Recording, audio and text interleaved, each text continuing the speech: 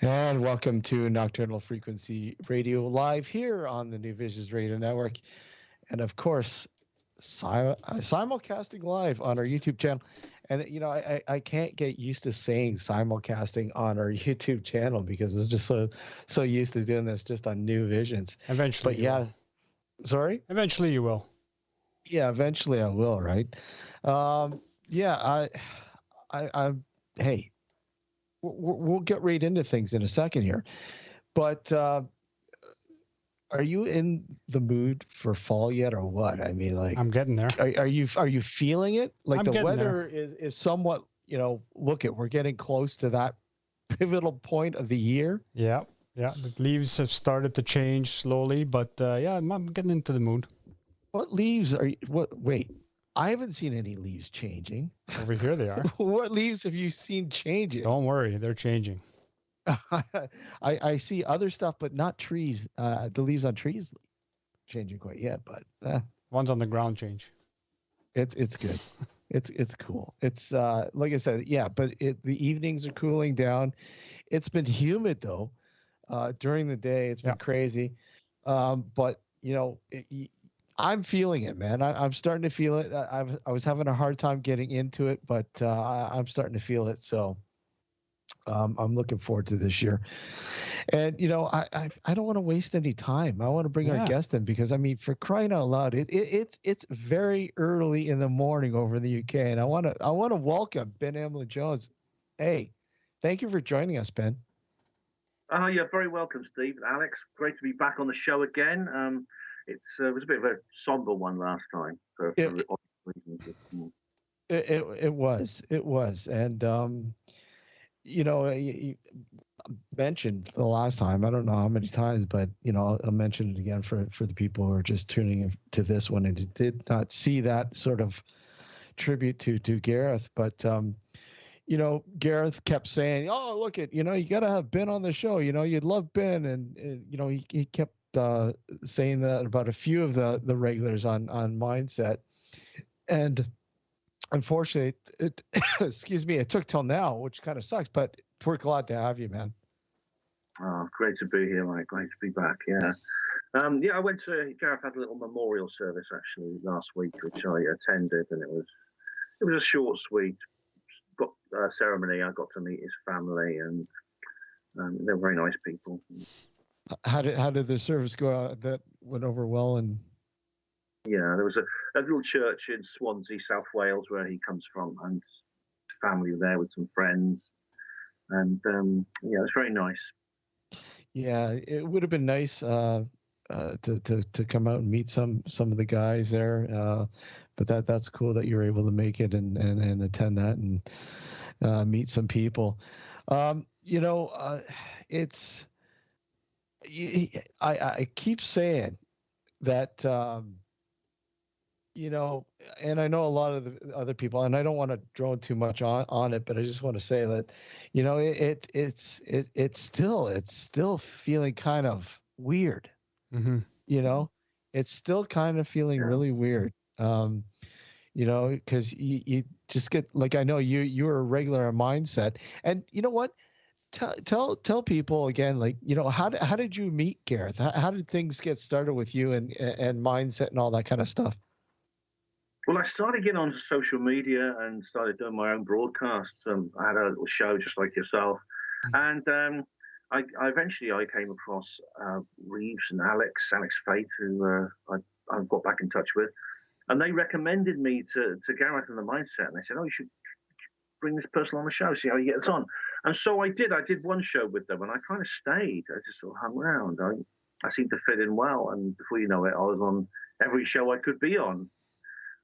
So it's a long time ago now. It's 2012, not 2013. I got that wrong. It was 2012. A long time ago.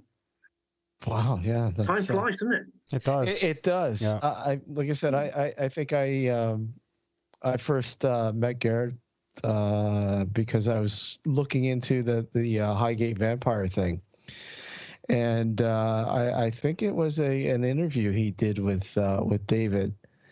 I believe it was an interview he did with David that drew me to him, and I remember making contact with him, and obviously the rest is history. And I don't know how many times he was on our show, and likewise going over there and appearing on his show a couple times.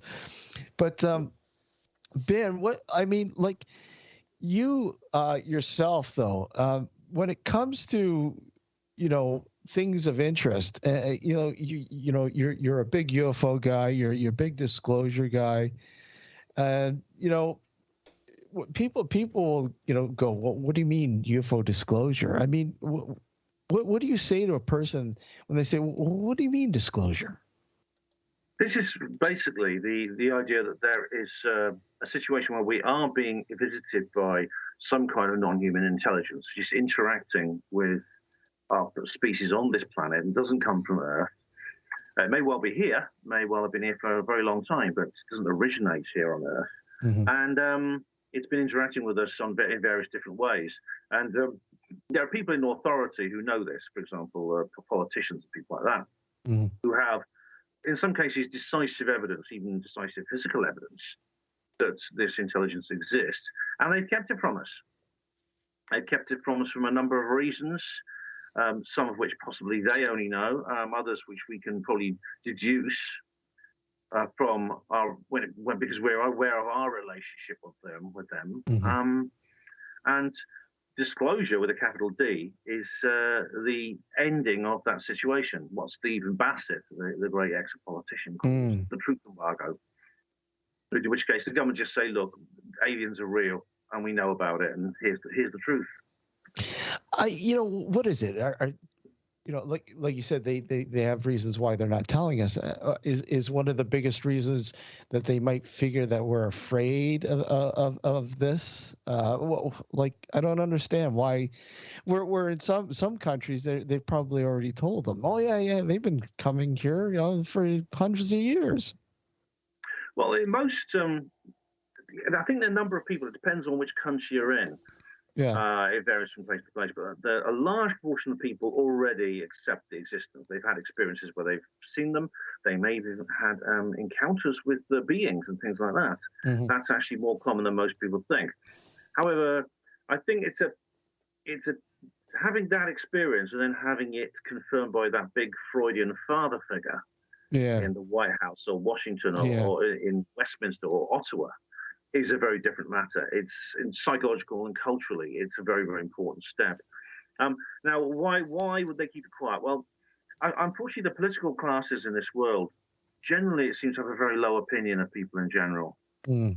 They may say nice things to us. They might even shake our hands when they're trying to get elected.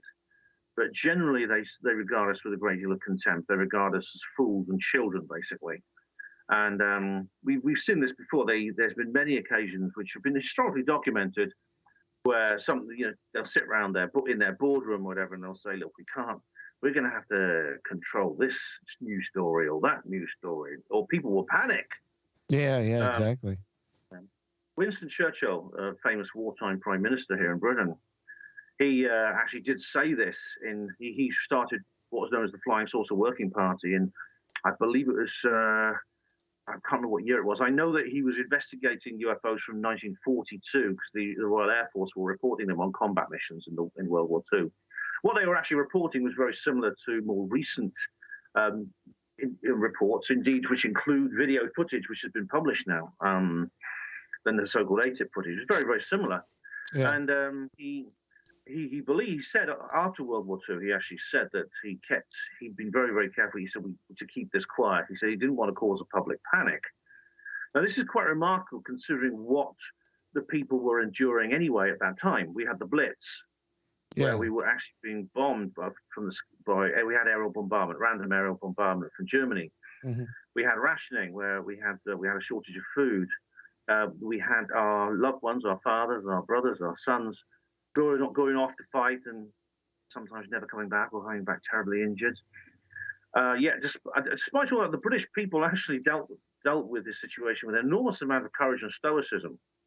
And some politicians were actually saying, how impressed they were with the people, MPs and people out were saying how impressed they were. They call it the Blitz spirit here in Britain. It's quite famous. Yet, despite all this, Churchill was concerned that UFOs would cause people to panic. This, in my view, means that probably he was the one who was panicking. Yeah. I mean, you figure, you go through the stress and trauma of the German blitzes and all that. You guys were literally throwing bricks at them, right? And they're going to be afraid of UFOs. Come on, really? Yeah, it's incredible. Yes, it shows how alarmed he was by this situation. He took it very, very seriously indeed. I mean, he had an open mind to this sort of thing. I mean, there's recently been some letters that were actually sent to a magazine from him when he was very young, when he was a teenager in his early 20s.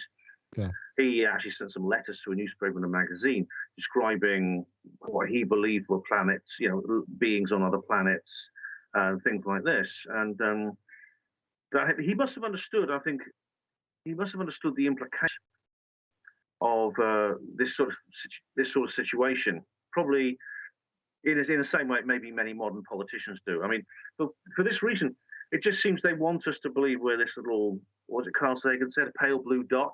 Yeah. We're this little tiny oasis of life in an infinite cosmic desert, and there's nothing out there but noble gases and carbon compounds, and we are truly alone. It seems very important. The political classes of this world seem to be very important that the general population actually thinks that.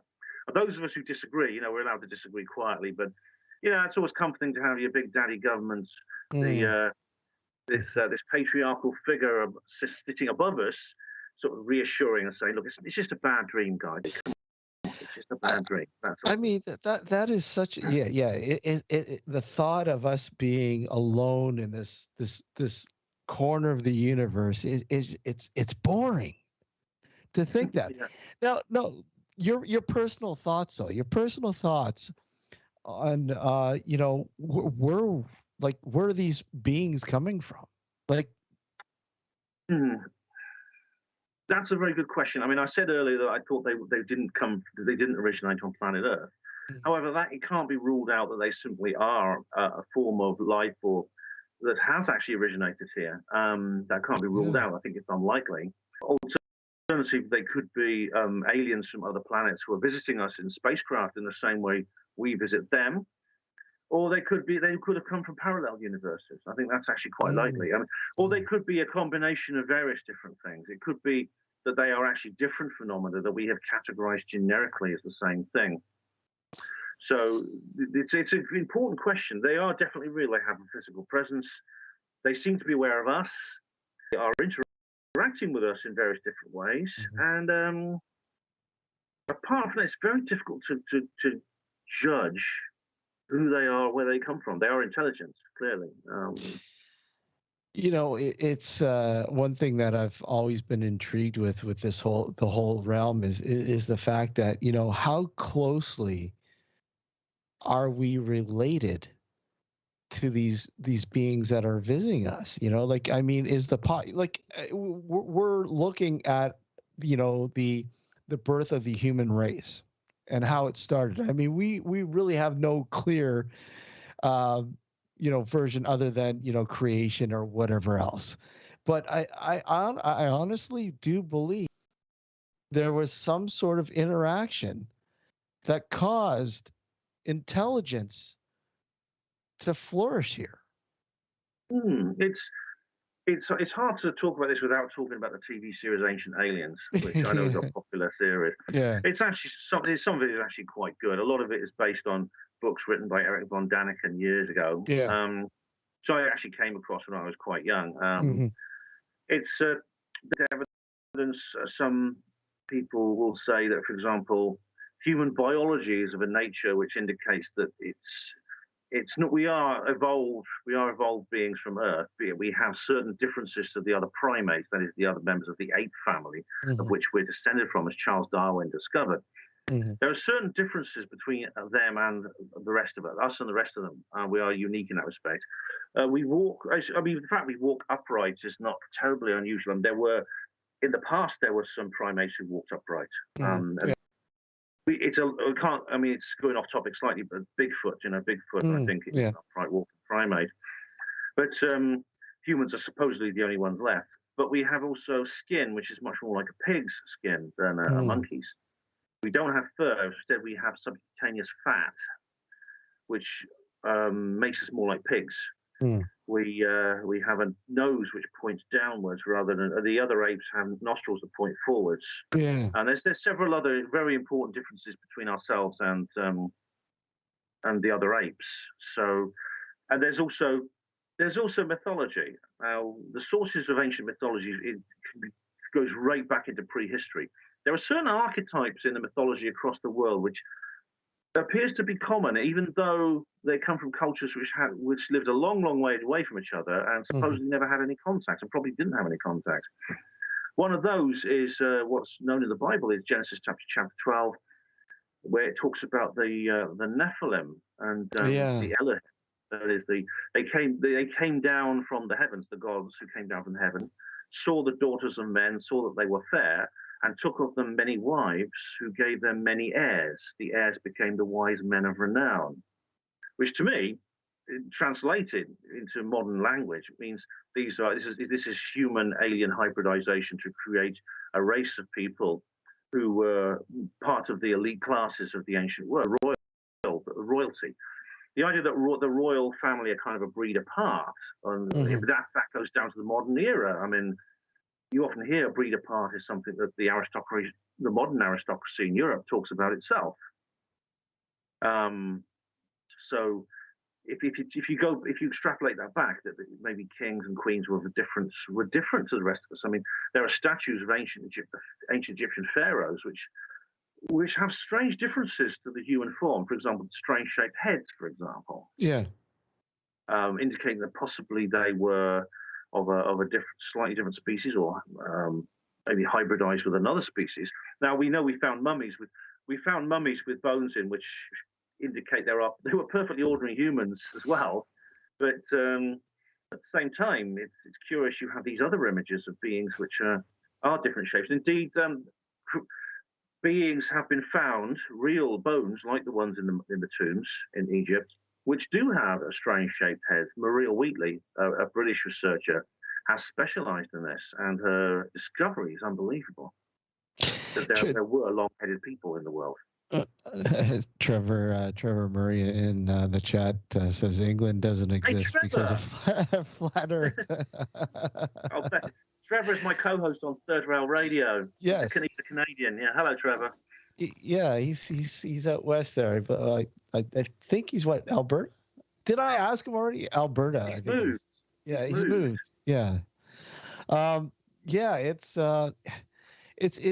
really intriguing because I mean, it's why was our evolution so much more complex than some of these other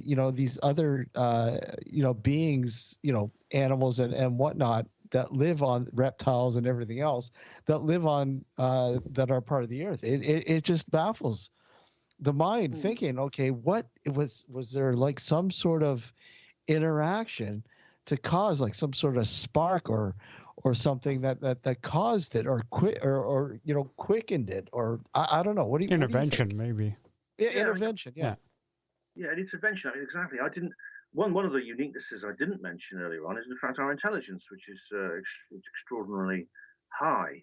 When it comes to beings, possibly the highest on the earth. I mean, there's evidence that elephants and dolphins and whales are very intelligent too, but certainly we're right up there near the top when it comes to intelligence. And that's where that. I mean, I know that other apes also have a high level of intelligence, but we seem to have soared way above them. It's like we've become more intelligent than we need to, really.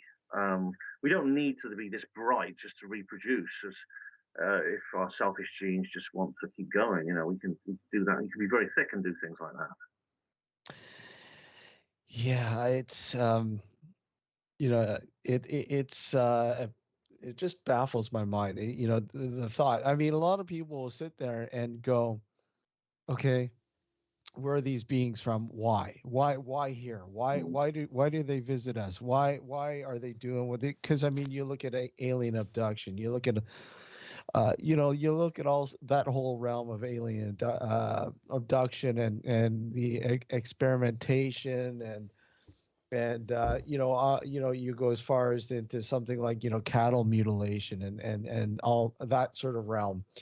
And a good friend of ours, he was producing a TV series called Beyond.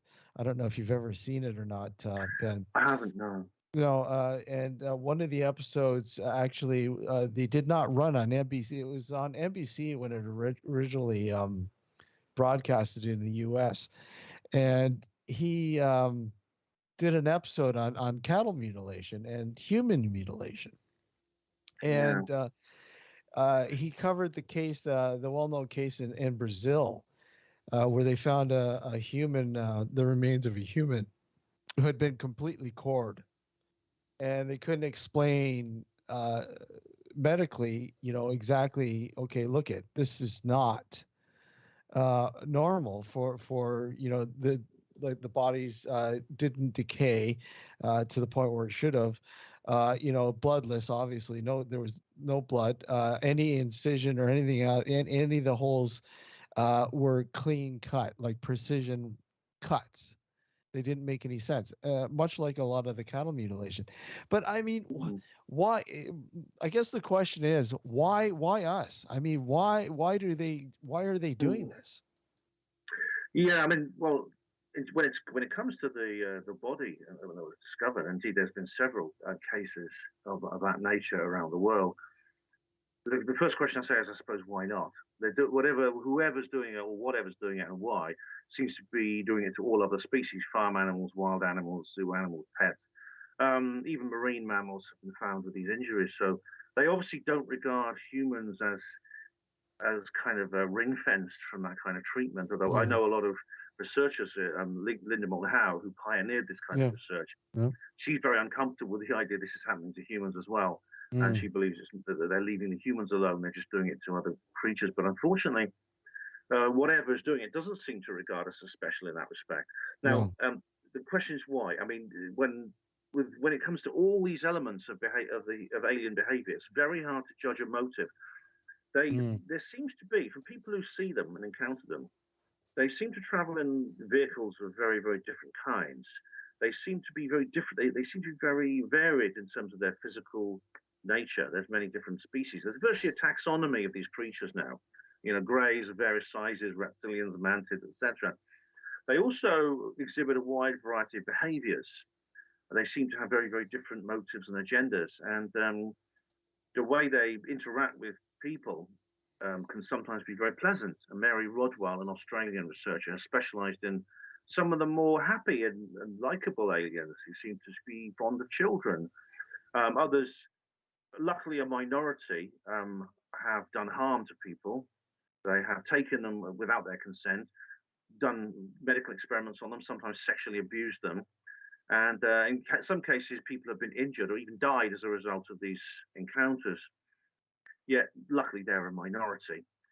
The majority just appear to be watching us. It's like they're scientists and almost like naturalists, like David Attenborough or something, visiting some strange creature, and they're just picking us up and they're doing tests on us and then letting us go, rather like human biologists do of other animal species on this planet. What if? Sorry, I was just going to say something quickly. Is that what if we are going along the same train of thought of intervention?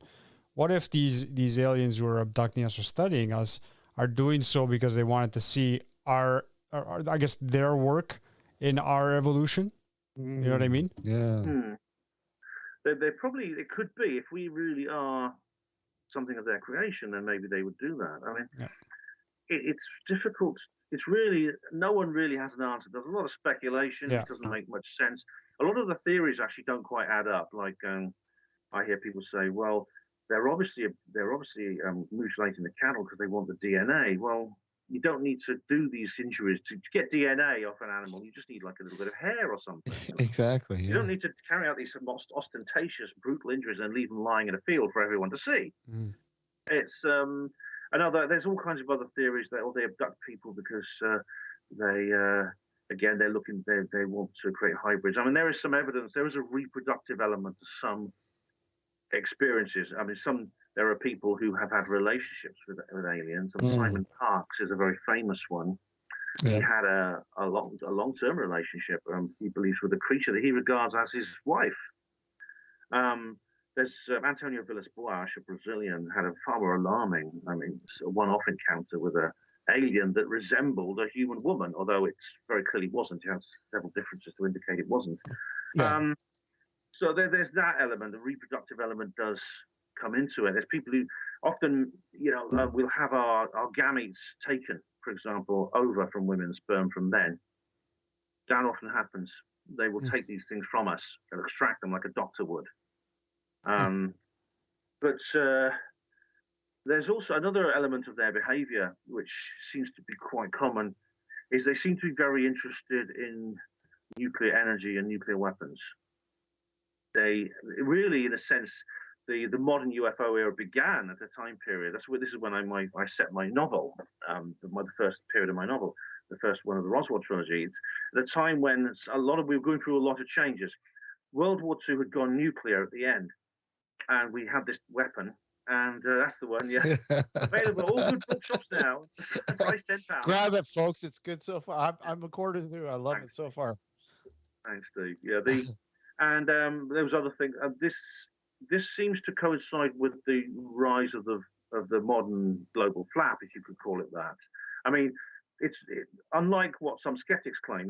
UFOs are not. The skeptics will sometimes claim, well, it's science fiction movies in the 1940s. That's when the UFO started, and people got the idea from these movies. No, other way around. The movies actually are pretty much based on some experiences people had, and there are reports and even photographs way before 1940 of extraterrestrial beings and indeed craft. But it seemed to pick up around that time. It's almost like, to quote Jim Mars, they said, "Oh my God, the kids have found the matches." It's like our discovery of these weapons somehow caused them to take an interest in it, an extra interest in us. There's many. I myself took a photograph of a nuclear base. Now, I wasn't photographing the base. I was actually photographing I was hiking in Scotland, and I was photographing the scenery. There happened to be a nuclear base in the background, and when I got the photo back, it had a little disc-shaped object in the print. So I thought it was, wow. I didn't see anything at the time, but this is just one example. I mean, Captain Robert Salas, who you may well have heard of, he was a missile launch officer. He actually was in charge of launching the nuclear deterrent if it was ever needed. And he launched them from an underground bunker 60 feet below the surface. And he was just sitting there one day, just waiting for the call. It's not a very interesting job, I imagine. If it ever got interesting, that's when we'd have to worry. But the guards around the base, the guards of the bunker, they called down and said, "There's red lights flying around outside." And indeed, there were red lights. And then next thing you know, the missiles switch off. All the missiles that you have to launch, they just switch off. They break down. And it's like the presence of this object caused these missiles to break down. Yeah, technology, the rise of technology, like you said, nuclear technology and so on, seem to bring sort of a new essence to the presence, if you will. And over in the UK, what for the viewers and the listeners that may not know, what are some of the most famous cases, UFO cases in the UK? Well, definitely the most famous, in fact, is one of the most famous in the world, is the Rendlesham Forest incident. Yes. This was Christmas 1980 at the Bentwaters Woodbridge base here in Suffolk, England. And it's actually a US, it was actually at the time, it was a US Air Force base. There were tactical nuclear weapons stored there, and indeed aircraft to deploy them if needed. And one day, it was actually the early hours of Boxing Day. Mm-hmm. The security guards were told that something strange was going on. I mean, there were several. This happened on more than one night. The first night there was an object landed in the woods, and some of the security guards went out to check it out. Then there was another case where lights were seen, another object appeared. Even some witnesses report seeing actual aliens, little beings, actually appeared. It was a very, very strange case, indeed, a very famous one. very evidentially strong. It was investigation began straight away. In fact, there was an official report 3 years later stating that the actual incident was true. Wow. But I'm somewhat familiar with that case. I do remember hearing about that a while ago. What about here in Canada? Are you familiar with any of the cases here? Canada. Yeah, the Shag Harbour incident. Oh, yeah. Nova Scotia, I believe. Yep. Or Newfoundland, Nova Scotia, I believe. Yeah, this was a very strange one because the local people, it's like a small fishing community, and it's really out of the way. But they said that a large object had actually landed in the sea, and some of the boats reported it was giving off a chemical. Some warships appeared, and they started patrolling the area. Yep. And there was some kind of chase involving the ships and this object. Very strange thing. This was in the 60s. This happened. Yeah, we had Don Ledger on the show to talk about it. I don't know if you're familiar with Don Ledger. Are you familiar? Yeah. Yeah, he was on the show talking about it. Interesting, very odd case. But sorry, go ahead. Yeah, there was an extremely strange case indeed. I mean, I know he specialises in this one, but there was again, this seems to be evidentially strong. Lots of witnesses, unusual activity by the military, ships. There were some helicopters, I think a submarine, were trying to find this thing. It's evaded capture, I believe. But this is an example of a USO, unidentified submerged object or submergible object, which you sometimes get as well. That's a very good Canadian case. No, there was another case. I believe it was in Manitoba. I think it's. No, that was just a bunch of drunk people. Was that one? Was that the one Falcon at Lake? The Falcon Lake. What's it called? Falcon Lake. I heard about that. Yeah. And it was on the. Sorry.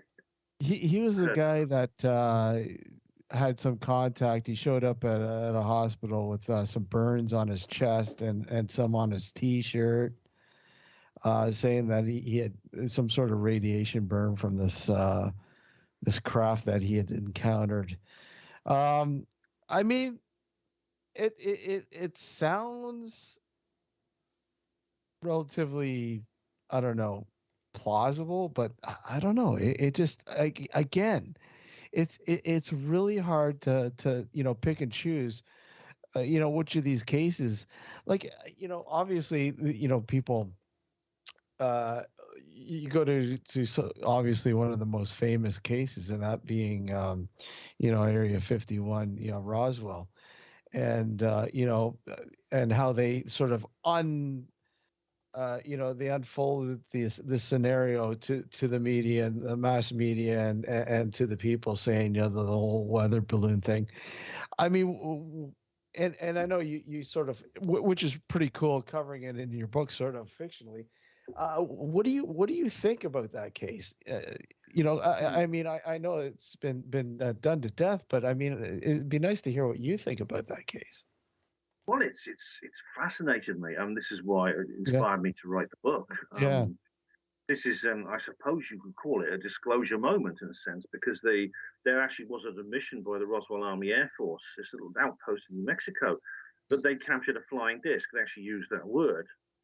This was just 6 days after Kenneth Arnold had seen a number of them near Mount Rainier, the pilot. Mm-hmm. And indeed, everyone the whole country and the whole world beyond were buzzing with stories about UFOs. And although the term UFO had been invented then, they just said flying saucer. And then this news story comes out, they've captured a flying disc. Now, there's been many attempts to explain that as something other than it appears to be at face value.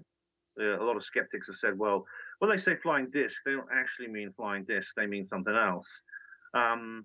These have been unsuccessful, I think, because not least we know that this story, once it was released, it appears to have been some kind of error, because there was an immediate damage limitation exercise to cover that up.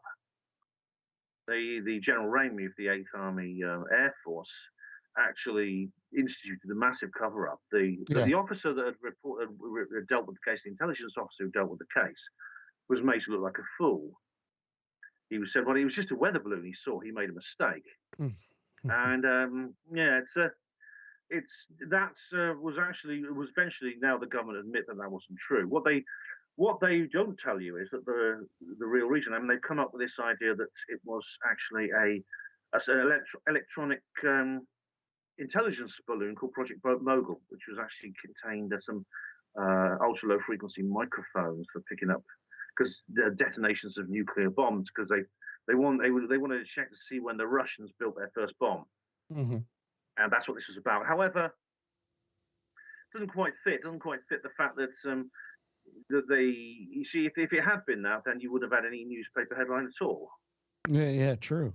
A lot of people, I mean, there's a lot of this. It's quite a fashionable idea now, actually, that seems to be quite popular.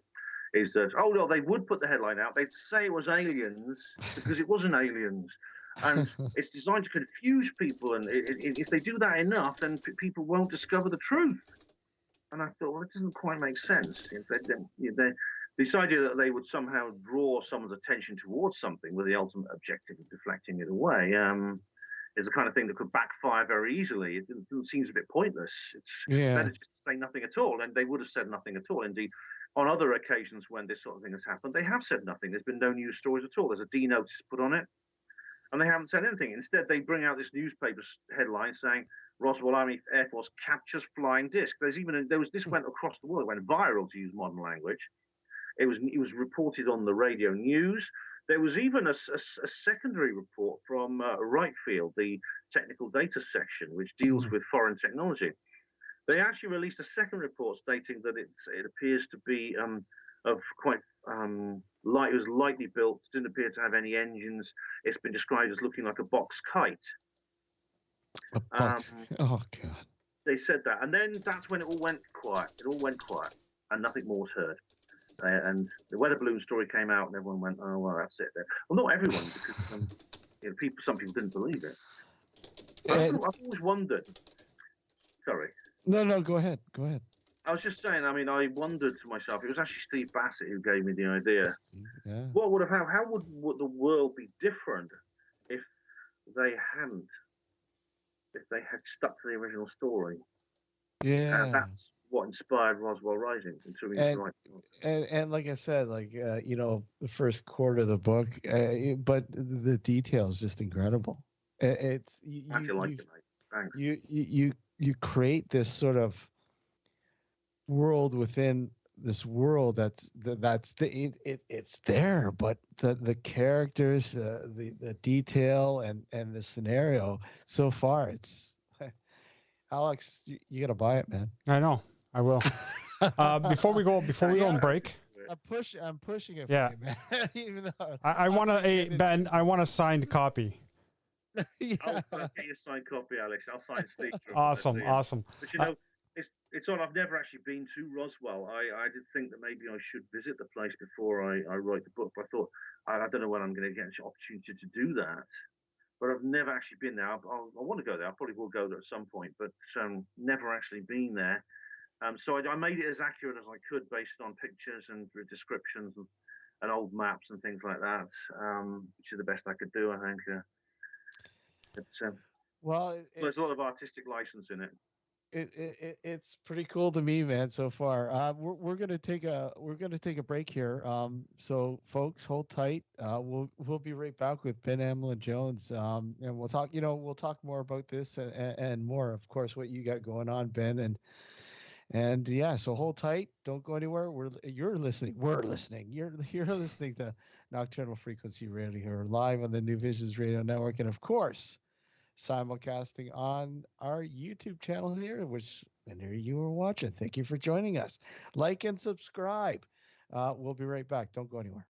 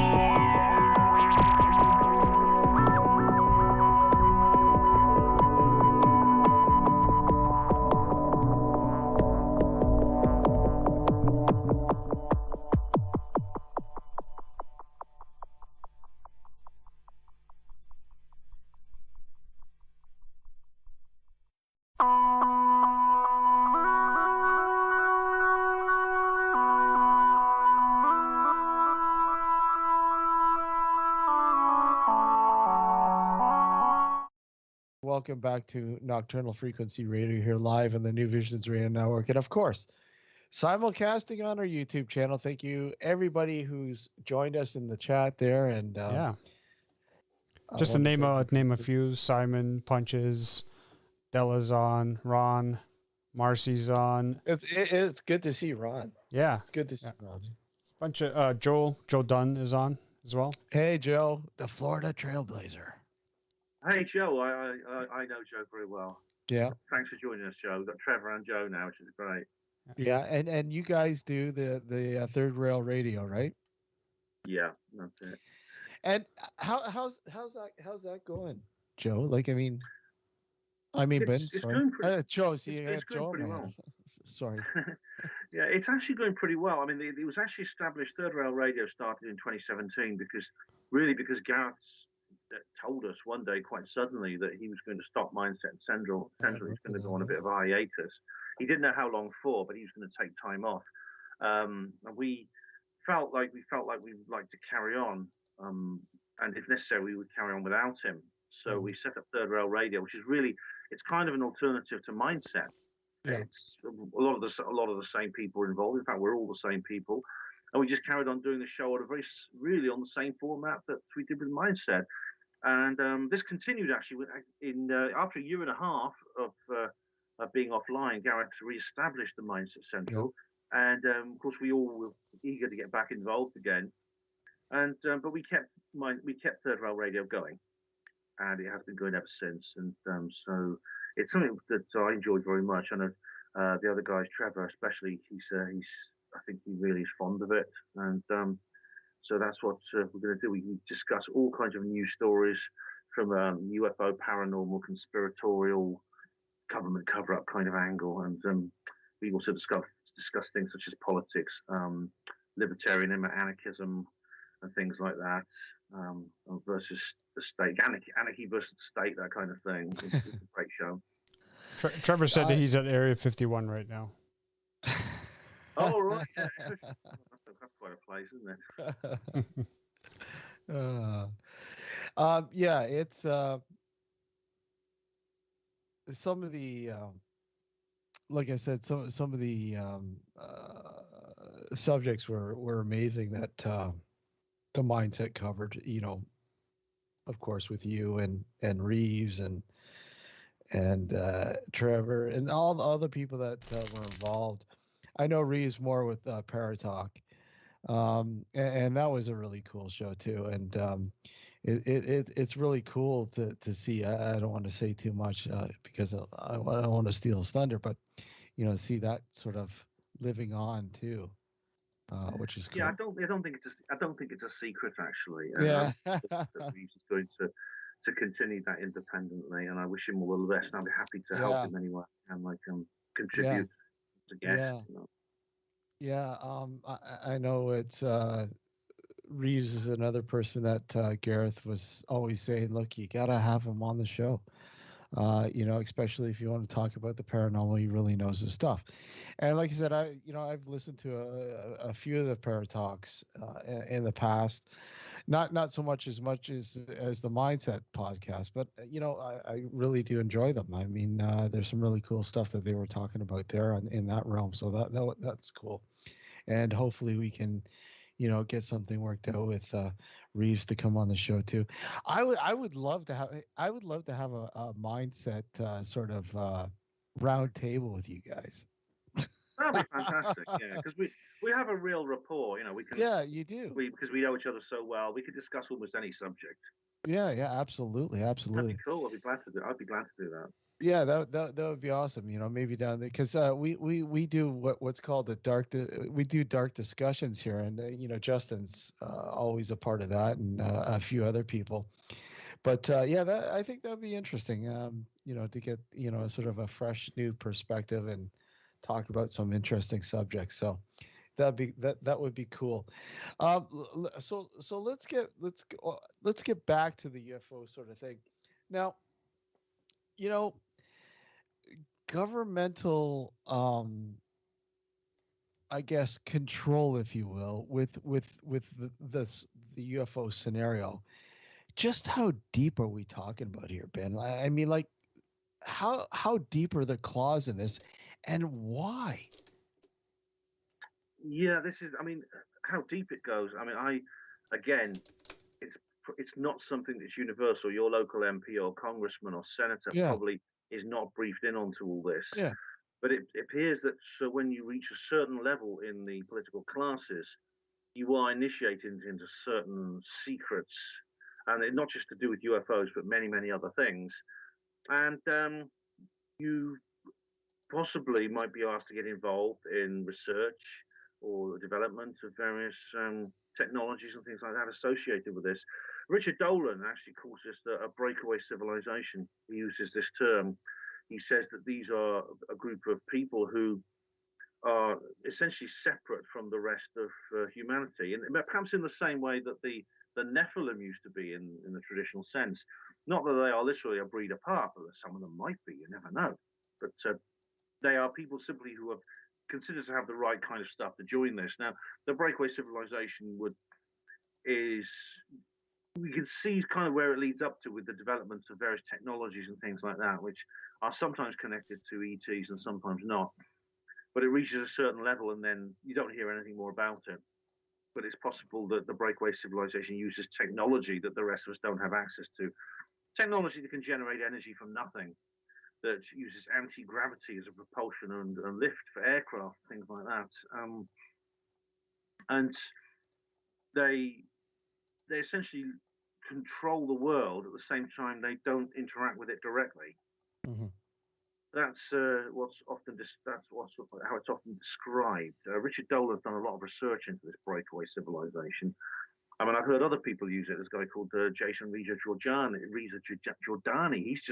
I listened to an interview where he says breakaway civilization. It seems that this is now an increasingly popular idea. You may have heard the term deep state. Yeah. Yeah. That's become quite a buzzword recently. And I mean, it's not that it's a new word, but like you're saying, it's lately it's heated up. It's been popularized, yes. Yeah. It's essentially a government that lies above the governments, the people we can vote for, and the people we see on TV. And now, why? You asked why. Again, like we were talking earlier about the psychological and cultural aspects of it. Yeah. It could also be technological. It could be that the technology the deep state or breakaway civilization uses, mm-hmm. they don't want to share with the general population. It's possible they may think if we have access to these technologies, we'll become ungovernable. It should be very beneficial for us. It would be very liberating, but perhaps they don't want us to be liberated. Ben, if somebody within this deep state or this breakaway civilization, if you will, goes, we need you to do some research for us, what's your answer? Well, see, that's. Oh, wait a sec. Are you already a part of the deep state? Yeah, no, I'm not. But then I would say that, wouldn't I? Yeah, exactly. I would think they would never. It's academic. They know that I would immediately want to tell people. I wouldn't keep it quiet. That's the problem. Steve's one of those puppets that they have the hands stuck up their ass. Oh, puppets. I've been accused of being that, I mean, everyone gets accused of that at a certain point. If you get accused of being a government informer or a government agent, then you'll have an impact because it's one of these weird things. But I'm honestly, I would never. They wouldn't consider approaching me about it. I mean. I would tell people.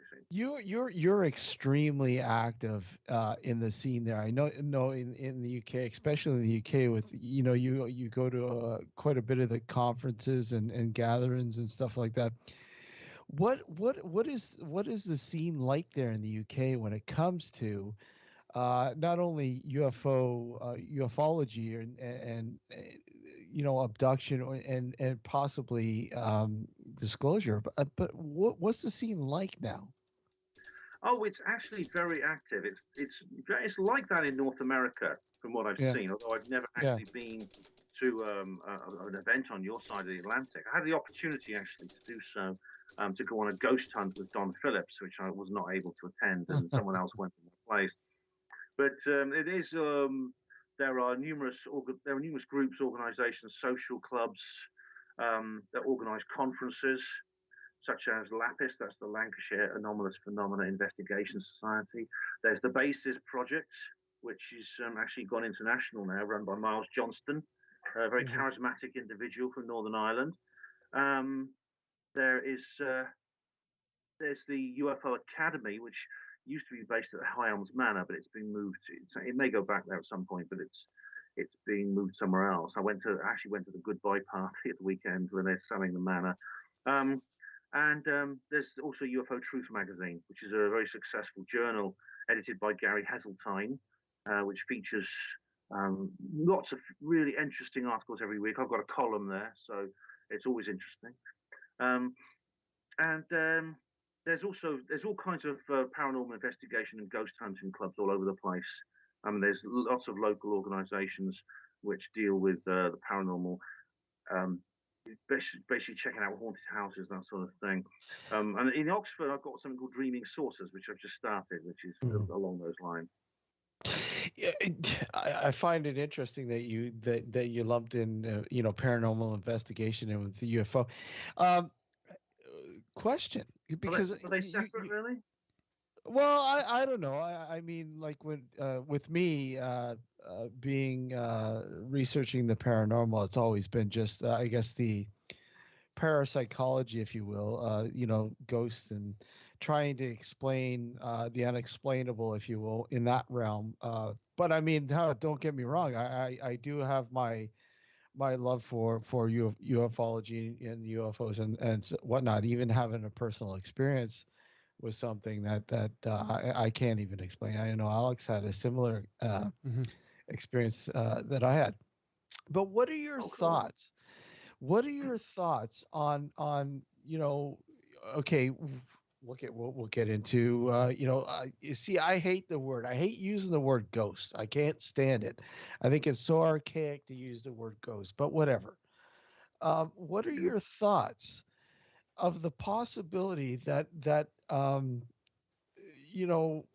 intelligent beings from another planet or whatever, or some sort of glitch in the time continuum or whatever, could possibly be the cause of these sort of experiences that people have, ghostly experiences that people have?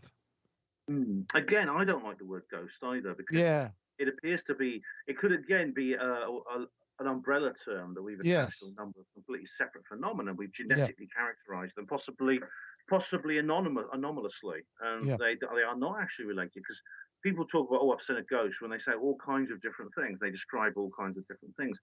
The very common ones are kind of like strange shadows appearing where there's nothing to cast them, and things like that. On the other hand, you can actually meet somebody and sort of walk along and talk to them, or sit next to them in a pub or something, and then you find out a little bit later that they died yesterday. So both those would be described as ghosts, but both are very, very different actual phenomena. There's even, it's a possibility, there's some things that happen that actually seem to be almost a crossover between the UFO and ghostly and UFO phenomenon, the paranormal thing and UFO thing. I mean, this is why I tend to I don't really see them really as separate, possibly because I have an interest in all of them. I have an interest in ghost hunting and paranormal research and psychical research. At the same time, I also have an interest in ufology. So I'm always looking for common ground. Maybe there's an overlap between the two. Where I know a lot of people sit on that overlap, because I'm not the only one who likes all of those. Don Phillips, I mentioned earlier, he's very interesting. He recently did an investigation at a very famous hotel near Santa Cruz, California, where all the Hollywood stars used to stay, and it's derelict now. He went in there with an EVP machine and things like that. He's very keen on that method. So I'm interested in all those things, really. Yeah, it's you find yourself diving down one hole it just opens up another door. There's just so many when it comes to the paranormal. Um, you know, another thing that a lot of people, I don't think a lot of people actually discuss it. I know we've discussed it a few times, but the thought that possibly, and let me get your thoughts on it, obviously, the possibility that the government, if you will, or some sort of breakaway, whatever, group are filtering or controlling some sort of paranormal experiences, like ghosts. Hmm. Well, there's so many people who say things like, so and so, this famous person, whoever they might be, is very much into the occult. That's quite common. I mean, there's been many people I know who are quite keen on the occult, who often find themselves bumping into some, quite almost household names. Now, I don't know if you've ever seen Stanley Kubrick's film Eyes Wide Shut. Oh yeah, oh yeah. It's an absolute classic one. He died soon after that was made, but Yep. The weird party that the main character Bill goes to, where they all dress up in weird clothes or they walk prance around naked. One of the lines is classic. He says, "Those weren't." One of the people says to him, "Those were not ordinary people at that event. I could tell you their names. I'm not going to, but if I told you their names, you wouldn't sleep so well at night."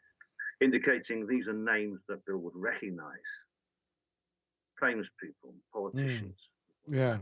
I do know that if you go back through history, there's a history of this. For example, not far from Oxford, there's a place called High Wycombe, and there's a series of caves known as the Hellfire Caves.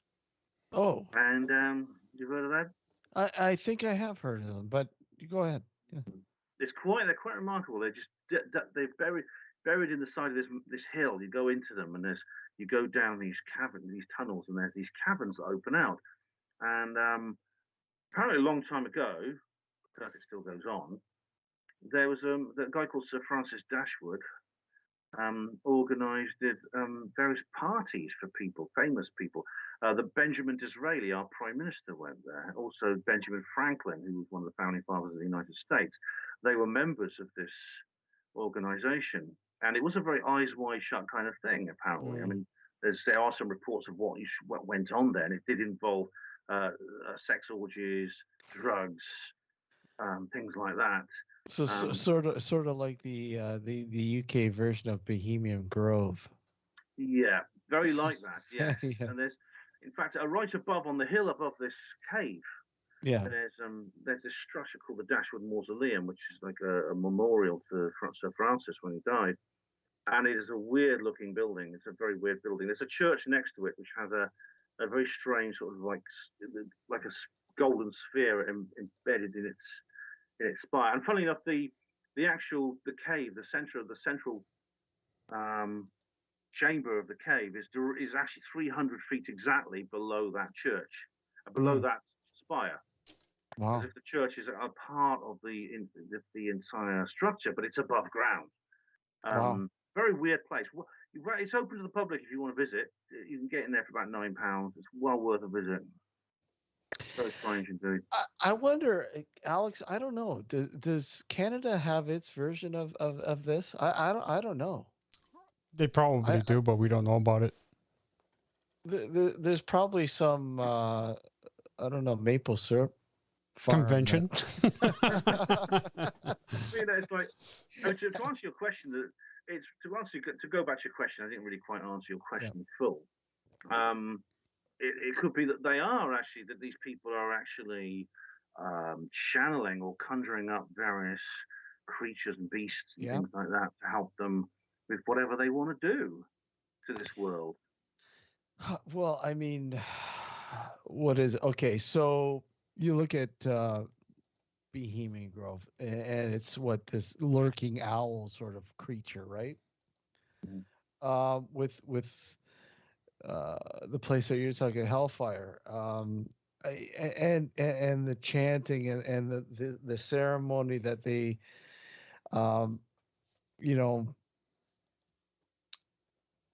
not provide but play out. You know, yeah. Are they conjuring some sort of ancient sort of being or creature that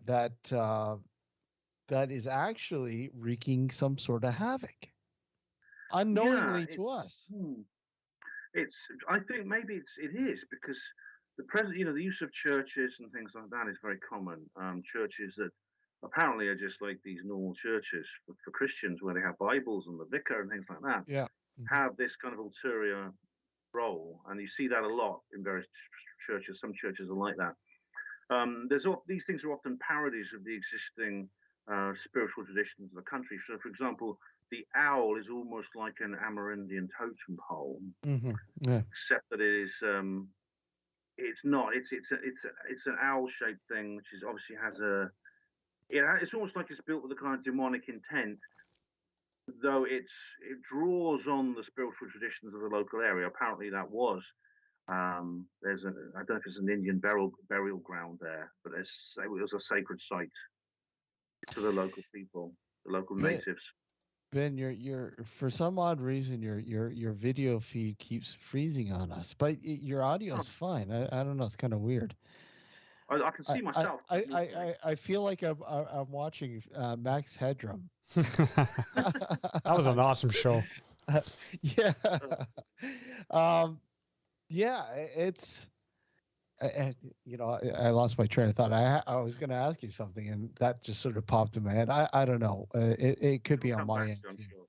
But I'll carry on anyway. There's they have a very strange ritual. It was actually secretly filmed a number of years ago. A very peculiar ritual. Alex Jones, you may have heard of him. Oh yeah. Very loud voice. Yeah. He sneaked in there and filmed this bizarre ritual, which involved apparently burning an effigy of some creature or person, and it's absolutely. It looks. I mean, the journalist who covered the event takes a very light-hearted view of it, but it looks terrifying. Yeah. It does. It does. I remember I remember being so.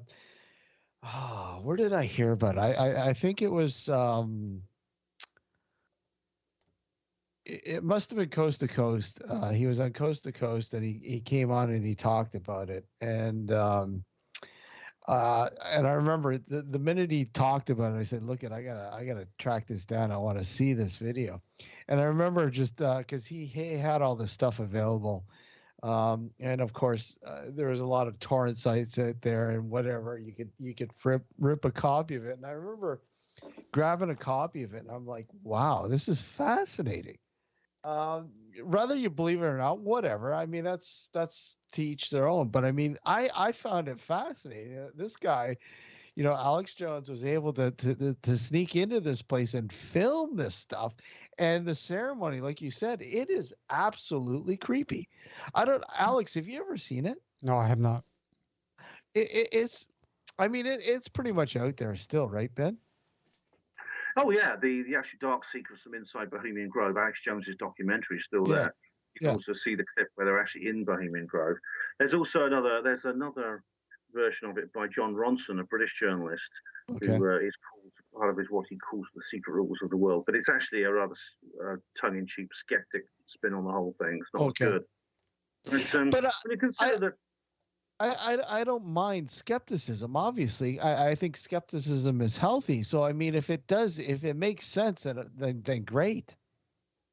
It does, except in this case, I think he dismisses it out of hand when he shouldn't be. He doesn't really take it seriously at all. Oh, okay. But I think we should when you consider the members of the Bohemian Club are, for example, who go along are George H.W. Bush, George W. Bush, Ronald Reagan has been there.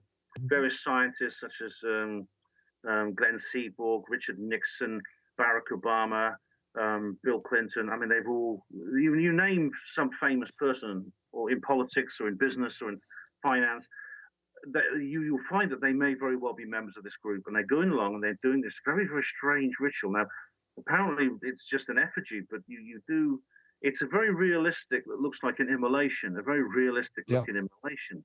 a human sacrifice if even if no one is really killed. Yeah, it does, and it's eerie. Like it's just extremely eerie to watch this firsthand. I mean, they've done it every single year since 1848. Yeah. These elitists have been going to this little grove, and they've been doing this thing. And see, I can't remember, but why Bohemian Grove? Why there? Can you? Because I can't remember why they go to that exact place. That why they. It's a beautiful little forest glade with a lake and a river in Northern California. I was a very pleasant location. Ben, I was literally 5 minutes down the road from there. I really wanted to go there, but I'm not going to be able to get in there. But I was literally 5 minutes down the road from Bohemian Grove, and I said, "Damn, I want to go there." But sorry, go ahead. I'd be tempted. You can get in there if you to go off track. You can get in there, but I would be very. Who knows what they do if they caught you? That's the thing. He would be the next sacrifice. Sorry, who knows? I'm just an innocent Canadian looking for maple syrup. Yeah, okay. You guys don't buy that. Believe that? I wouldn't believe that. So a lightning story, mate. We've heard that before. Say that, sir. I don't know if you look, but all we have here is redwood. Yeah. No maple here. So Punches asked, didn't ask, it's not a question, but he goes, did you ever see the ritual of the skull and bones captured over the wall? You can hear someone screaming, "Kiss the skull," over and over. Yes, that's film that at Yale. Yeah, they've got this horrible thing. They call it the tomb, actually. It's actually Geronimo, the Amerindian chief. They've got his skull and they've covered it with jewels. Which is horrible. I mean, I think the Cherokee, whoever his tribe. The Cherokee. I think they've been protesting against this for probably for over 100 years, and nothing gets done about it. Nothing's ever going to be done about it. But the people who go to this at Yale University, they're these elitists. John Kerry was a member. George W. Bush. Which means when they were against each other, actually, for the presidency, you couldn't vote for someone who wasn't a bonesman. They were both candidates for bonesmen on both tickets. But they have all kinds of. I mean, there's several stories that leak out about what it is. I don't know how accurate it is, but the film is real. The secret film was really taken. Someone actually climbed up a tree or something and filmed it from above. Yeah. Yeah, exactly. I do remember that. I need to go back and watch that again now that you mention that. Yeah, it's again, these are Yale, of course, is part of the Ivy League, so it's rather like Oxford, over here. All the posh knobs go there. All the people who go a long way in business, finance, in science, in politics, especially politics. They all go through this bohemian club, and then they carry out these weird rituals.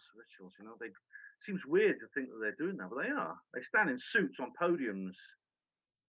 And let's face it. I mean, this is a realism. I mean, they are doing this. It's not a conspiracy that they're doing this. They are doing this, and they've been doing it for hundreds of years. They have a coffin. They have to lie naked in the coffin. Yep. They go through various rituals while they're doing this. It is almost like a ritual. It's almost like they're dying going into the coffin. It's like a death and rebirth type thing. It's that kind of archetype. Yeah. So it's almost maybe you essentially become possessed by some kind of being or something when you lie in that coffin. Maybe something possesses you. Now, do you think that's just psychosomatic? Look at I'm going to be a part of this and just soaking it all in, or do you think that's real?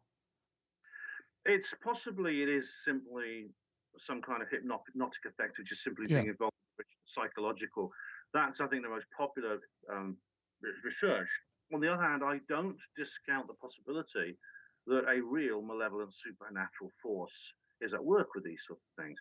The fact that the people who become very successful in politics, they often undergo rapid personality change. I think many people dismiss it. Oh, it's just the power's gone to his head or something like this. However, the personality change can be so profound that it can shock people who know them. And for example, a good example is Tony Blair. He had a friend called Robert Harris, who's a writer, who basically said that when this guy became prime minister, so when he became leader, he started off as leader of the opposition, and then he led the Labour Party through much of the 90s, and then he became prime minister. And his friend he said he didn't want anything more to do with him. He said he had to turn his back on this guy because he changed. He became a different person. There's actually a book called The Ghostwriter, and it was made into a movie actually, which is about that. I was listening. There was an interview the other day with a lady who she'd been a girlfriend of Boris Johnson, our prime minister, and she said that he has undergone a personality change, although it's far more recent. This actually happened after he became prime minister. It happened a couple of years ago. That she said that he completely changed as if it wasn't really him. He became so he lost all his positive personality traits, and he became kind of robotic and very normal.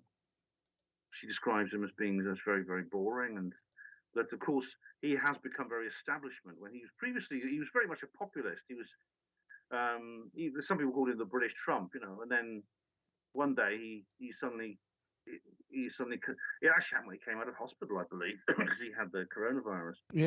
He comes out a different guy, and it could be that either it's simply is some kind of psychological cultural effect, maybe peer pressure of moving in the circles he moves in, or there are malevolent supernatural forces at work in this world. I mean, you don't have to call them the devil or demons. You don't have to act like that, but it could be analogous. We're just going to take a short break here in a sec, but I want to ask you a question and your thoughts, and it's funny because Gareth asked me this. Gareth asked a lot of people this, and I want to get your take on it when we come back. We'll be right back. We're just going to take a short break. We'll be right back with Ben Emlyn-Jones. Thank you for tuning in. We'll be back in just like 5 minutes or so. Hold tight. We'll be right back.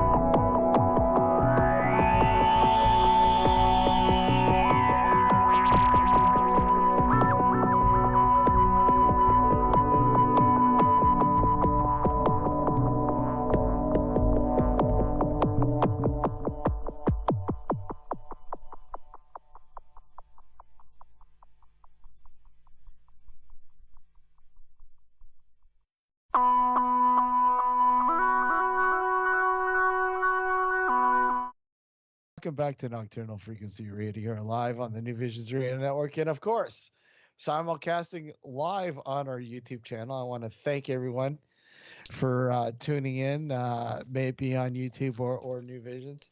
And once again, I want to thank Ben. Thank you for joining us. I know it's quite early there in the UK, and you're probably beat. You're probably tired. It's all 3:30 in the morning. Yes, it's the problem with living so far apart. Unfortunately, yeah, the pond it creates this disastrous time zone difference. But so I guess let's carry on with where were we anyways before we left for break? Oh, you were gonna tell me something, weren't you? Were you gonna ask me something? Well, okay. Well, let's go on about the. We were talking about Bohemian Grove and Skull and Bones and secret societies. It's funny that we got into secret societies, but whatever. We can get into another one called the what are they called? The Freemasons? Oh God. Alex, don't smile now. Classic one, the Freemasons, yeah. Yeah, the Freemasons. It's funny. There's a huge. Well, I mean, everybody knows about Oak Island, the curse, and let's go into that. What are your thoughts about the possibility of treasure being on that island? Let's forget about the TV show, but let's the reality of it. Do you really think there is a treasure there? Well, I saw the TV program about Oak Island, and they didn't find anything specifically, but it's possible that something was found and it wasn't put into the TV program. It's difficult to know. I can't remember the full story actually, what it was all about. Something about the Knights Templars burying some treasure. Well, the Knights Templar, and I think it had something to do. It has something to do with Benjamin Franklin and some wealth. Along with something else that they what was it? The Knights Templar obviously were notorious for going to places and hiding their treasure, and Oak Island was thought to be one of those places because it was always thought to be some sort of a pirate sort of outpost that was used quite often. And I mean, when you look at some of the artifacts that have been found over the years, it sort of leads credence to it. But where the U.S. sort of comes into play with this, and that being Benjamin Franklin sort of getting a hold of the notion that, okay, well, we have to figure out, there could possibly be some, treasure there. Go up there and check it out. I don't know to what extent, if that ever did materialize or anything else. But I mean, there's obviously the connection with Benjamin Franklin being a part of the, what is it? The Freemasons, I believe it is that he's attached to, I believe. But he was a member of the Hellfire Club, which we talked about earlier. Yes, yes. Caves. He used to go down to those caves that I talked about. That's not far from Oxford. So yeah, he was connected to that secret society and probably others. He was a bit of a shady character, actually. I know he's like a hero in the United States, but he lived at 71 Craven Street in London because he did spend a lot of time in London, and the place was had the builders in one day, and they discovered some bodies. I think there were over a dozen bodies, some of them children, under the floorboards, just bones now. They were dated to the same when Franklin lived there. Wow. I think it was 1760 something. He was living there. And these bones were dated to that time period. And it's been a bit of a mystery how they got there. I mean, some people have said that he was actually a grave robber and he did medical experiments on bodies that were snatched from graves. Benjamin Franklin. Wow. Yeah. Alternatively, this could be some kind of human sacrificial thing, or maybe some other black magic. Maybe the bodies were needed. Maybe they were killed there, or maybe their bodies were needed for some kind of occult ritual. I don't know. Wow. That's intriguing, man. Wow. So, I mean, dive more into that. Like, what? Honestly, what do people think about this?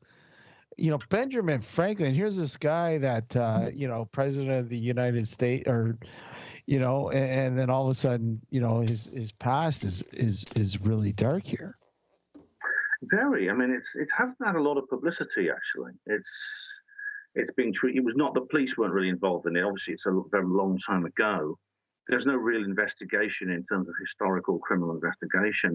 It was considered just too long ago. But when it considers someone of such historical importance who happened to be there at the time, it just makes you wonder more about him. And I don't know. I've never read a biography of Franklin.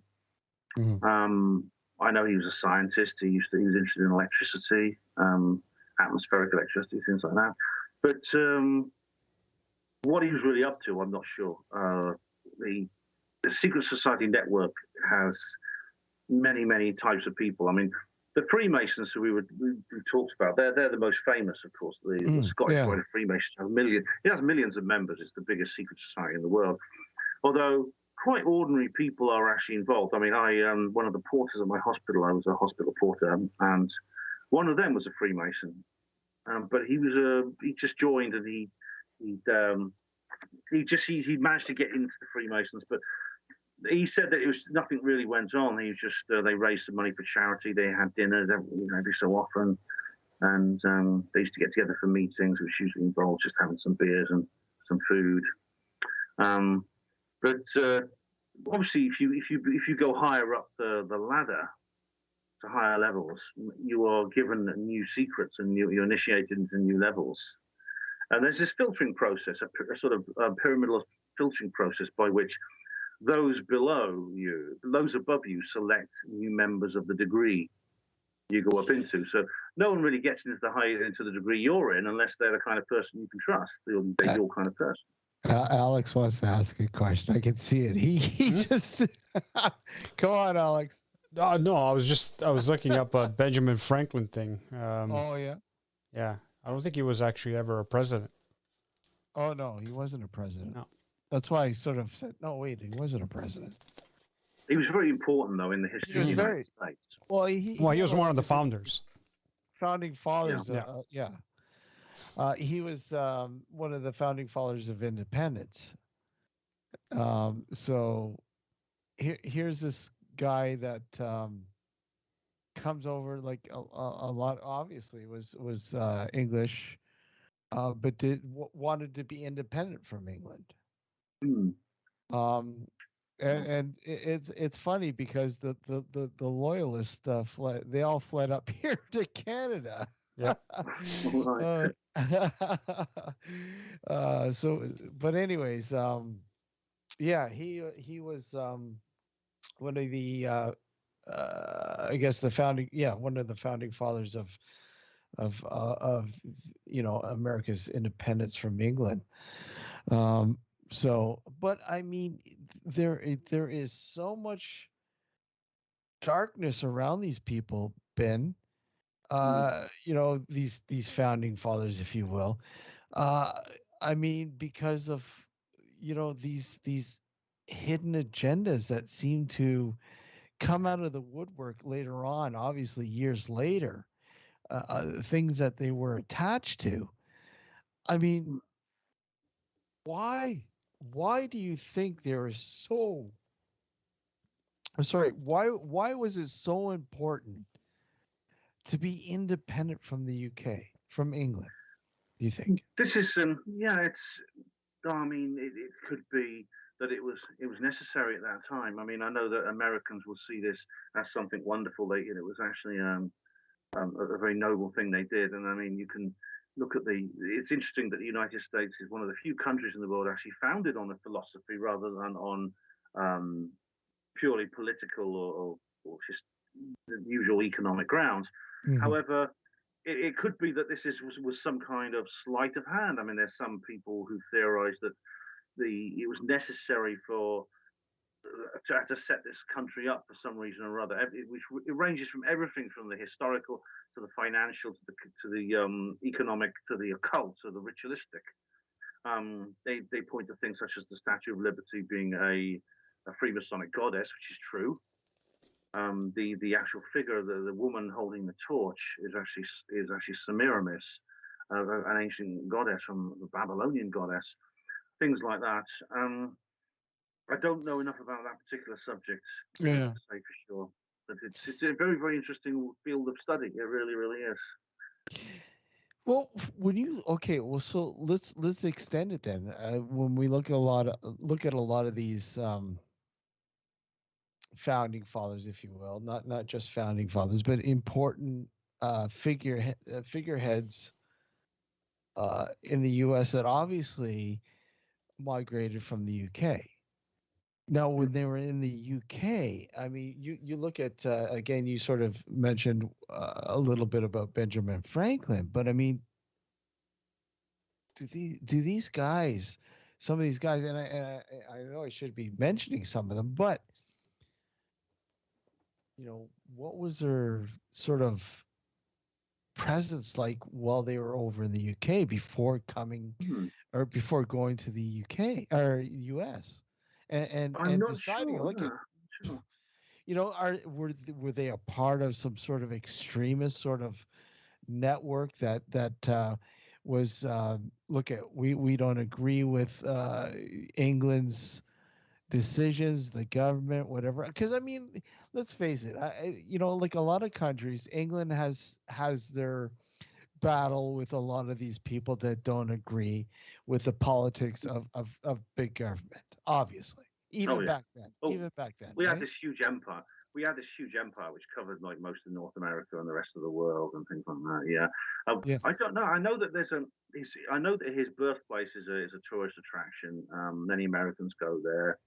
I can't remember. I don't know much about his early life though. I know he cut down his father's tree. Yeah. And there's a famous story about how he cut his father's tree down with an axe. But apart from that, I don't know much about him. He appears in the American independence movement. There's paintings of him with his Freemasonic regalia on. Who he was, what his intentions were, I'm not entirely sure. I know that the secret society, when it comes to the secret societies, their imprint can be found everywhere. I mean, there's this book the book I've read about it. Martin Short wrote a book called, was it Martin Short? It was all about the Freemasons and their involvement, the Freemasons' influence on local government in Britain. In the modern world, I mean, but you see this with all kinds of people like Jeffrey Epstein. Now, he's famously, they said, well, he's running basically an orgy, like a huge orgy, a brothel with young girls on his private island. If you look at the island, it has things like Egyptian temples on it. Oh, really? Things like that. Yeah, there's like a strange Egyptian-looking thing, which you wouldn't need. Why would you put that? It's obviously some kind of folly, you think, but that can get all over the place. It's funny that you mentioned Epstein and the whole scenario there. And I remember years ago hearing about some sort of connection to many of the presidents like Bush and stuff like that with boys, if you will. Yeah. And this Epstein thing comes out of the woodwork, and you're like, okay, what the hell? Like, is there some sort of connection here? It has to be something a bit weird when you consider that the people who've been to his island, like Bill Clinton, Prince Andrew. Prince Andrew is currently desperate to avoid getting involved in this case. And they're basically saying he's never going to be in the public eye ever again. Yeah, well, they want him to. The police simply want to arm. They're not. He's not a suspect. They just want him as a witness. Yet he doesn't want to give witness testimony, as if he knows that he's actually liable in some way. Virginia Roberts Jeffrey, this young woman, is like suing him. But she's actually like a mature woman now, but she knew him when she was just 17, and she's claiming he did all kinds of horrible things. I can't really repeat on the radio, and it's like, this is Prince Andrew, there's part of the establishment, the guy who, he was always the prince never to be a king, and he was always a bit of a playboy. But it's just the royal family are not meant to do this sort of thing. Well, it's just not done. No. I don't know if you've been following what's been playing out here in Canada and all these native burial, or not native burial grounds, but the unmarked graves of native children. The residential schools. The residential schools. Yes. That have been popping up. There's several of them. There's 2 or 3 of them that obviously have made the news. But the fact that there's this long-standing sort of whispering of how the royal family was involved and using the Canadian mounted police in bringing these kids into the fold. Now, like, have you heard anything about the connection between them and these children that have, Yeah, I've actually interviewed a guy called Kevin Annett, who I think you may have heard of. Yeah. He's former vicar, former priest of the Church of Canada. Yeah. He said that the Queen, this thing where children get involved with the royals in some way and then they're just never seen again. Yeah. Is common, and indeed members of the political classes. The story is that the Queen and Prince Philip, this was shortly after their wedding, they went to one of the residential schools and they asked to take some of the children out with them on a day trip, but the kids were never returned. No one knows whatever happened to them. It's very similar to another horrible, really nasty story. I'm sorry if this disturbs people, but it's what I heard. We got to get out there. Edward Heath was our prime minister in the early 70s, and he was a yachtsman. He had a boat and he used to sail on the sea on his boat. And he went to Jersey, one of the Channel Islands, and there's a place called the Haute de la Garenne Children's Home, which is a home for orphans. And he would invite some of the kids to go out on his boat. He used to take them on sailing trips, apparently. But the kids wouldn't come back. He'd take them out on his boat with his friends. And when the boat docked, the children weren't on board. They'd obviously been dumped in the sea. And it's, sorry if that's disturbing, but that's what's happened now. This is all now coming out into the public. And Heath is now being, essentially, he's been dead for years. And now he has been kind of, or everything that so-called conspiracy theorists were saying ages ago, is now being discussed in the mainstream. It's becoming mainstream, yeah. I mean, it's kind of, something as, not quite the same as that, but this, something like, the thought that for years there was whispers of how a lot of these American presidents were somehow connected with each other. And now this 12-year-old girl comes out of nowhere and she does a genealogical research and finds that 42 out of the 43 presidents, and we're talking about Trump, before Trump but Barack Obama was involved, are connected to King John of the UK. They're related, yeah. They are essentially. Washington, of course, was a British aristocrat, Benjamin Franklin, but other presidents and other senior officials in the United States and Canada and other places, and Australia and that, are part of the same, this breed apart that I talked about at the beginning. It's uncanny, actually. It is. That they seem to be related in this way. There's a book called Burke's Peerage, which basically checks the pedigree of all the famous people, where their family trees of all the famous people and the aristocrats and things like that. Like I say, I think 42 of the 45 US presidents are listed. They're listed in Burke's Peerage. Wow. That to me is astonishing. But for a nation that supposedly became independent and fought a war against imperialism, against British imperialism, and declared itself independent of the supposedly unbeatable British Empire on which the sun never set, then it turns out that it seems like some kind of family business continuing to run the place. It's astonishing. It is. It's just when I read that article, I was like, wow. I mean, this brings whole new meaning to so many, conspiracy theories, if you will, that have been long standing for years about presidents and whatnot.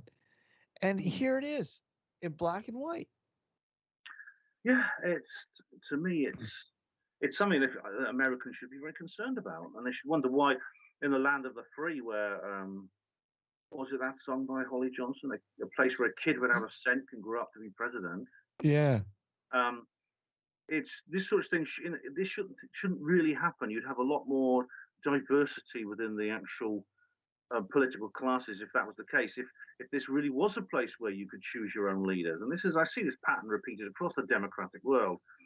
You find that even when we nominally can choose our political classes, the political classes end up being pretty much the same as the ones in the pre-democratic era. Yeah, it's scary, and you know what? Weird old world, isn't it? Yeah, and you know what? It wouldn't surprise me that more and more of this stuff's going to come out of the woodwork. It really wouldn't.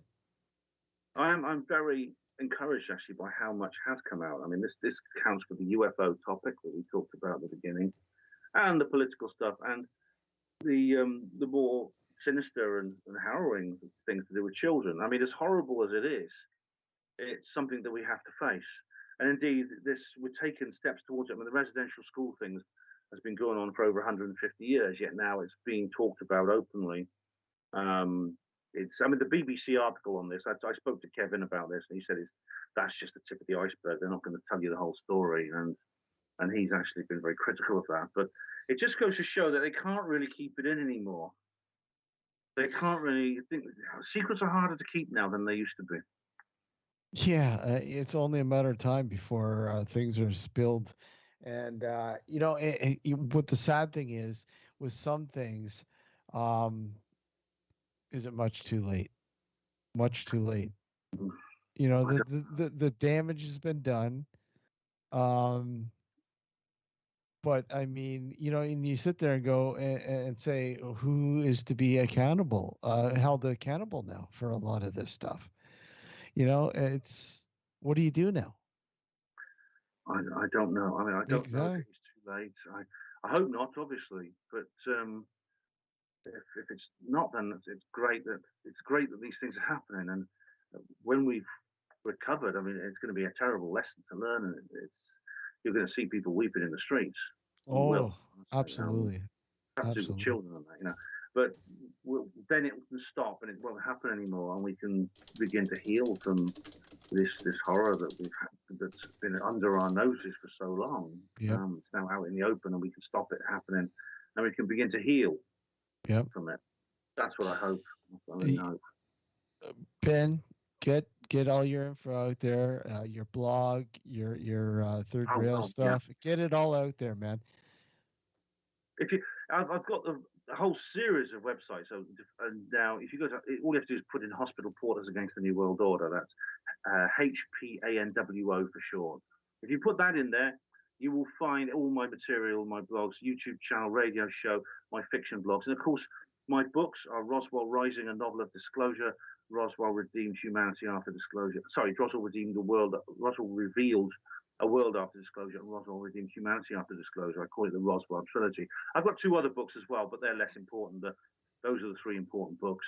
And so check those out. And there's an awful lot there. I've been doing this so much, and then I've got thousands of articles, really. So go grab this book now. If you start the series now, grab this book. Please do. Yeah, I'll be. Yes, grab it. You won't regret it. It'll be. I think if you enjoyed this program, you will enjoy that book. Yeah, I think you will. And Ben, we would absolutely love to have you back on, man. I'll be glad to. We would. I know the time difference sucks and everything, but we would absolutely love to have you back on. Oh, I'd be glad to. Yeah, I'm obviously not every night, but every so often I can get up, I can stay up for this. Yes, it's great to have a discussion on something that matters. It really is. Absolutely, it's discussion about something that matters. It's been great. Thank you again, my friend. Thank you. Thanks, Steve. Thanks, Alex, and thanks to everyone who's listened. Much appreciated. Who have enjoyed it. And you take care, man. Take care, and we'll definitely look forward to having you back on, man. Oh, brilliant, cool. Okay, I'm gonna head off to bed, I think. Take care. Take care. Have a good night. Good night, everyone. Good night. Good night. Good night, Ben. Night. Great. Oh, fuck. Awesome, man. Yeah. Awesome. Like I said, I was saying, during the break there, Ben is a well of knowledge. Yeah. A wealth of knowledge. Well, I mean, he's been doing this for a long time, right? So. Well, yeah, but I mean, you can literally throw anything at him and bang. It's a passion. Whenever something is a passion, you absorb a lot of the stuff. I mean, anybody can pick up a book about any topic and read it, and unless you're passionate about the topic, it generally doesn't stick that well unless you have an eidetic memory. But when you're passionate about something, it sticks like glue. Yeah, you know what I mean, and that's what it is, right? What's your passion? Nothing. My new baby daughter, that's my passion. Well, now, yeah, man. Yeah. You're busy with that. Yep. But yeah, a great guy. I would love to have Ben back on.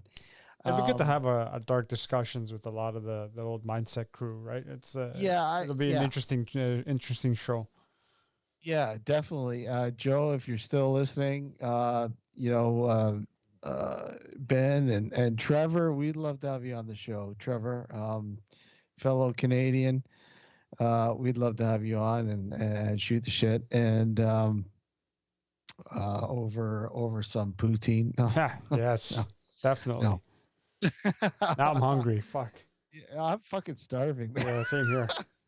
The word poutine. Oh my God, I'm hungry. We would love to certainly have some of the guys on to have a dark discussion about, and that's what our dark discussions are about. We're perspectives and bringing these really cool topics to light, and we want to thank a lot of the people in the chat who were a part of the Mindset crew, that have come out tonight and listened and have listened for the last few shows. Yep. We really appreciate you guys coming out and supporting us. We absolutely thought highly of Gareth. Had Gareth on the show. I don't know how many times, many times. Yep. And I'm trying to get those archives up there that Gareth was a part of, so you guys can listen to those. Hopefully have some new archives up this week. Next week we've got our old friend, the 70s porn star. Oh yeah, the 70s porn star.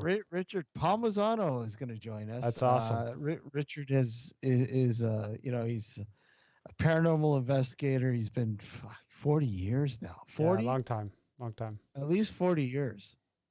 And you know what? I apologize. I don't have the 70s porn music loaded up.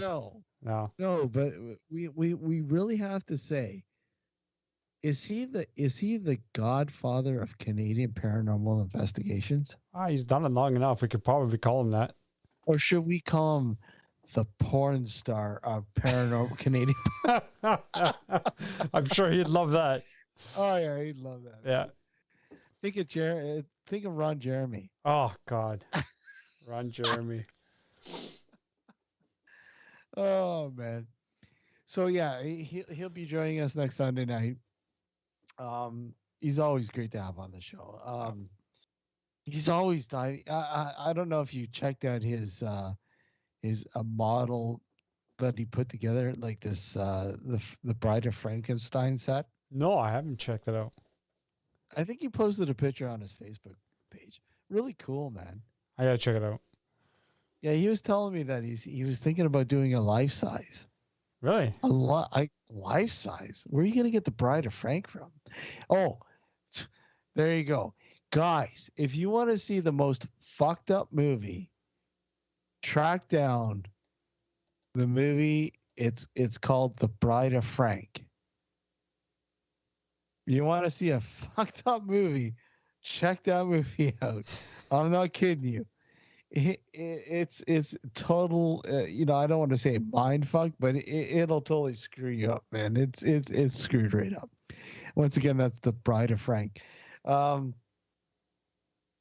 Yeah. So yeah, I thank you, Ben, for coming on tonight. Really appreciate it, and we certainly love to have you back on the show many times. We really look forward to that. In fact, if we get a UFO show, hey, Ben would be great to have a part of it. Yep. Yeah. Until next Sunday night, thank you for tuning in and watching the live simulcast on YouTube. Next week, we have our good friend Roger Parmesan on the show. Till then, take care, everyone. Have a good weekend. Enjoy, and see you next Sunday night. Have a good night, everyone. Good night. Oh, boy. What? Why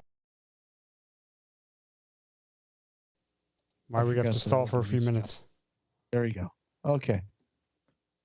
See you later. Bye. Bye.